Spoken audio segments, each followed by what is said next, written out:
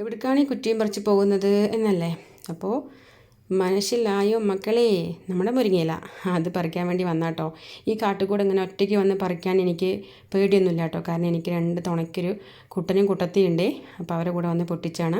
പിന്നെ ഈ മുരിങ്ങയില കഴുകുന്നത് ഞാൻ പ്രത്യേകം കാണിക്കുന്നുണ്ട്. അതെൻ്റെ ഇൻസ്റ്റാഗ്രാമത്തിൽ കുറച്ച് കൂട്ടുകാരുണ്ട് കേട്ടോ. ആ ഗ്രാമത്തിലെ കൂട്ടുകാർക്ക് വേണ്ടിയിട്ടാണ്. അപ്പോൾ മുരിങ്ങയില എങ്ങനെ കഴുകുന്നത്, ഞാൻ കഴുകുന്ന രീതിയാണ് ഞാൻ കാണിക്കുന്നത്. പിന്നെ മുരിങ്ങ തോരനുണ്ടാക്കാൻ ആർക്കും അറിയാത്തൊന്നുമില്ല അല്ലേ?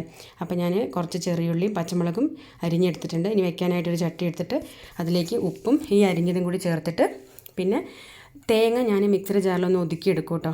അല്ലാണ്ട് ചിരവി അങ്ങനെ ഇടില്ല. അതിൻ്റെ ആ മിക്സർ ജാറ് കഴുകി വെള്ളമാണ് ചേർത്തത്. അപ്പോൾ അതെല്ലാം കൂടെ ഒന്ന് കൊട്ടി ആ വെള്ളത്തിൽ തന്നെ തേങ്ങയും കൂടെ ചേർത്ത് കൊടുക്കുക. പിന്നെ മുരിങ്ങയിലയും ചേർത്ത് കൊടുക്കുക. നന്നായി ഇളക്കി അതിൻ്റെ വെള്ളമൊക്കെ ഒന്ന് കളഞ്ഞതിന് ശേഷം അതിലേക്ക് ലേശം പച്ച വെളിച്ചെണ്ണ ഒഴിക്കുക.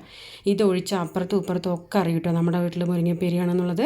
അപ്പോൾ ഈ രീതിയിലാണ് നിങ്ങളും തയ്യാറാക്കുന്നതെന്ന് കമൻറ്റ് ചെയ്യുക കേട്ടോ.